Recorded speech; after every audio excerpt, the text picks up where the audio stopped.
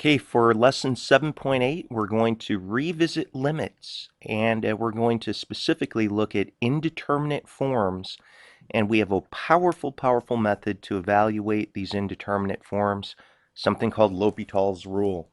L'Hopital's rule is, as you see at the top of the page here, let's say that f and g are differentiable on some open interval containing c except possibly at c itself.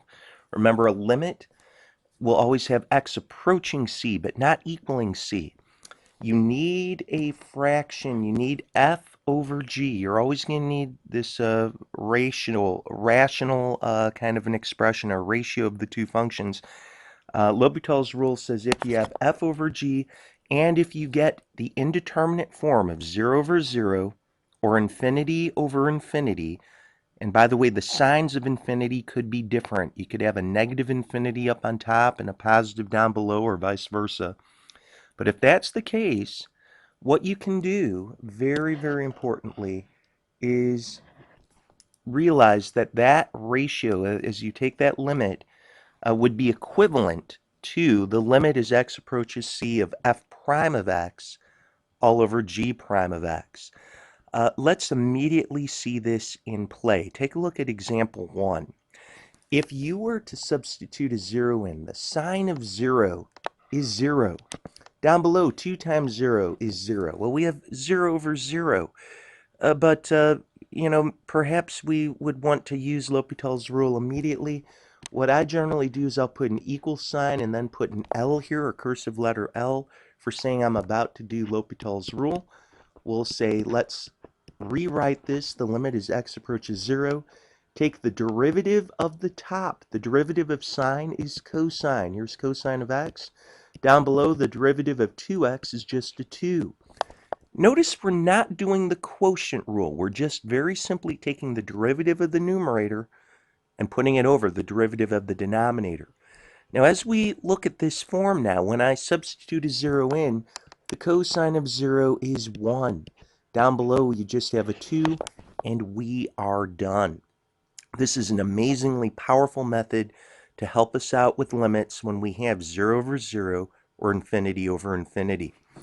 Let's take a look at number 2. The limit as x approaches pi over 2, and from the left, apparently, of 2 plus secant of x all over 3 times the tangent of x. First things first, we should take a look at the tangent graph. The tangent graph, of course, is going to look something like so. Here's pi over 2. So as we approach pi over 2 from the left, tangent is going to be approaching positive infinity. Take a look at secant. Secant is related to the cosine graph. Cosine, of course, begins up high at 1, and it's going to be looking something like so. If we were to real quickly make a graph of secant, we'd see that as we approach pi over 2 from the left, again, we'd be getting positive infinity. I want to point out again that when you get a ratio of infinity over infinity, one of those two forms, the numerator or the denominator, could have a different sign. It's okay for that to happen. But suffice it to say, as soon as we see this, we know that we can use L'Hopital's rule. Please hear this. It's so important. You need to check if L'Hopital's rule applies. You won't get this to be a true statement that you're equaling this limit of the derivatives unless you get 0 over 0 or infinity over infinity. Well, suffice it to say, if we took the derivative of the top, the derivative of 2 is 0, derivative of secant is secant tangent. Down below, we can very quickly see that the derivative of tangent is secant squared, so we'd have 3 secant squared of x. And suffice it to say, I think you'd quickly see that what's happening at present is we still have an infinity over infinity. But please hear this. What you want to do is, if you have the opportunity to reduce or to simplify, you should. Look, a secant is going to cancel with the secant squared down here, so that you'd have tangent all over 3 secant of x, just reducing a little bit. But suffice it to say, even right now, if you're really on your toes, you're going to see that effectively we're right back where we started, still having an infinity over an infinity.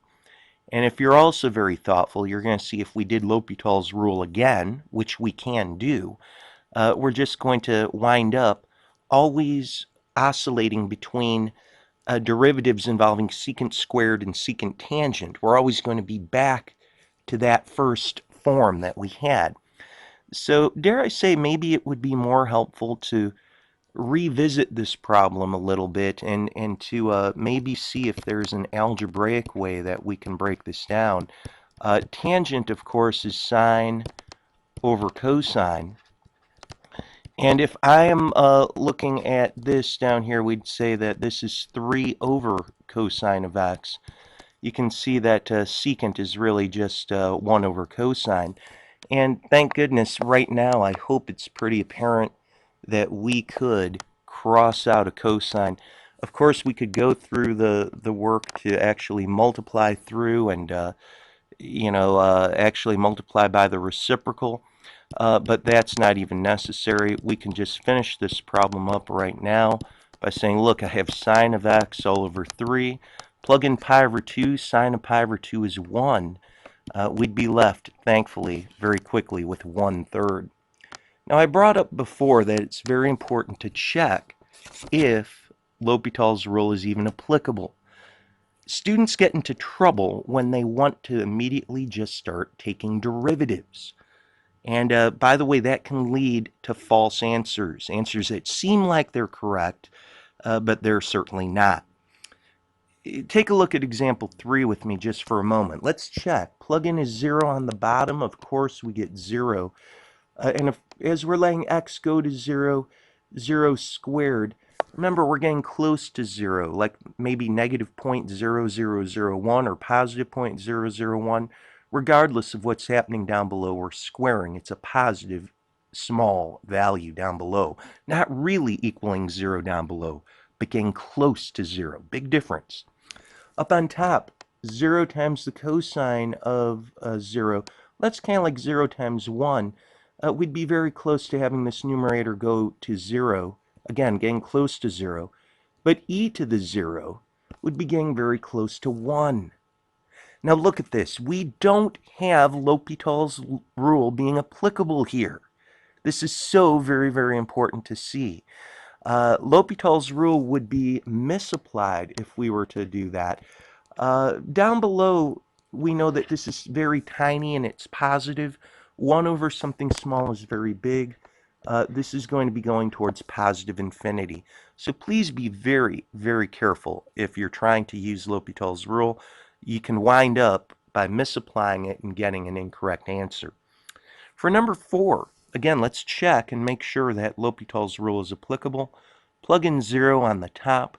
You'd get 0, and the sign of 0 is 0, so we'd get 0 up above. Down below, we'd have a 0 also. So we could use L'Hopital's rule. Again, please always write your limit out in front. That's very important. Down below, the derivative of x cubed is 3x squared. And the derivative of x is 1. The derivative of sine is cosine. So once again, let's see where we are. If I plug in a 0, down below I'd get 0. Cosine of 0 is 1, and 1 minus 1 is 0. I still have 0 over 0, meaning I could do L'Hopital's rule yet again. Now, if we look down below, we'd have a 6x. The derivative of 1 is just going to be 0. The derivative of negative cosine would be positive sine, because the derivative of cosine is negative sine anyway.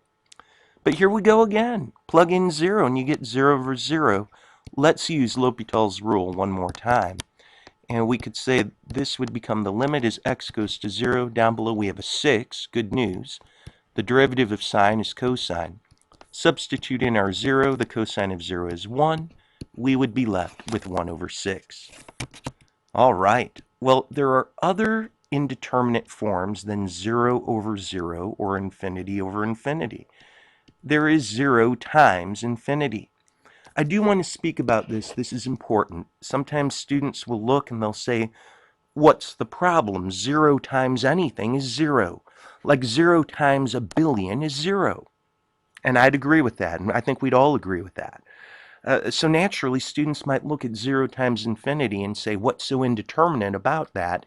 Clearly, this answer should be 0. But please understand, we are working with limits. Really, this 0 that we see right here, and this is so important for us to see, is not saying that we're really getting 0 out in front. We're getting something close to 0. All the difference in the world. It's very, very tiny, but it's close to 0. Multiply by infinity. Again, infinity is a concept. We're saying we have something very, very large. So it's very possible that 0 times infinity in a limit form will arrive at a real number. And I think that's so important for us to discuss, so important for us to realize. Uh, let's first of all just take a look at the graph of the natural log of x as we're looking at example 5.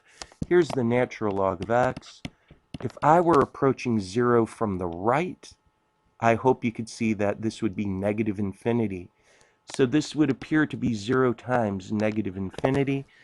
And again, it's very tempting to think that this must arrive at 0 itself. We don't know, though.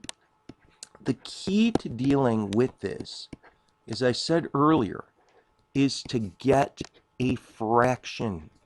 To get a fraction out here. We have natural log of x. Multiplying by a number is the same thing as dividing by its reciprocal. Look, x could be thought of as being a division as 1 over x. And of course, right now you might wonder, well, why are we doing that? L'Hopital's rule will require that if we're going to be using it, that we have a fraction of functions. We need 0 over 0 or infinity over infinity. So we need to look at this indeterminate form as one of our previous problems, of course. Now the graph of 1 over x, if you think about that, we've called that the Kung Fu Fighter graph. As x approaches 0 from the right, we'd see that we are going towards positive infinity. So this indeterminate form, up on top, we're still going to negative infinity. Down below, we're going to positive infinity. And that, by the way, is perfectly okay. We can use L'Hopital's rule. The derivative of natural log of x is simply 1 over x. The derivative of 1 over x, I hope we all know, and we've done it enough, is going to be negative 1 over x squared. This is really x to the negative 1. Using the power rule, bring down negative 1, and then you get x to the negative 2. Suffice it to say, let's use algebra at this point, though. Dividing by a fraction is the same thing as multiplying by its reciprocal. And we can quickly see that this would cancel with an x and a negative x squared, just leaving us with a negative x up on top. As 0 is plugged in, we will in fact arrive at 0. But that is certainly not always the case. We need to be very, very cautious. Sometimes you will get different answers other than 0. Okay, if we look at some other indeterminate forms, again, we need to understand that we are looking at limits here. So that if you saw 0 to the 0, we're saying that our base is getting close to 0 and our power is getting close to 0. Infinity to the 0. Well, again, this isn't just saying like take a billion to the 0 power, which by the way would be 1. We're saying that our base is getting very big and our power is getting close to 0. Close to 0, not equal to 0. If it was really equal to 0, that's something different. Same thing with another indeterminate form, 1 to the infinity. I think we'd all agree if I took 1 to the 1,000th power, we'd get 1. 1 to the billionth power would still be 1. But what we're seeing right here, and this is so important to keep stressing, in a limit form, we're saying that this base is getting close to 1. It very well could be a little bit bigger or a little bit smaller, which could change things quite a bit. But all of these indeterminate forms are coming from f of x raised to the g of x power. And of course, this is not the original form that we'd like to see. We'd like to get a fraction to be able to do L'Hopital's rule. So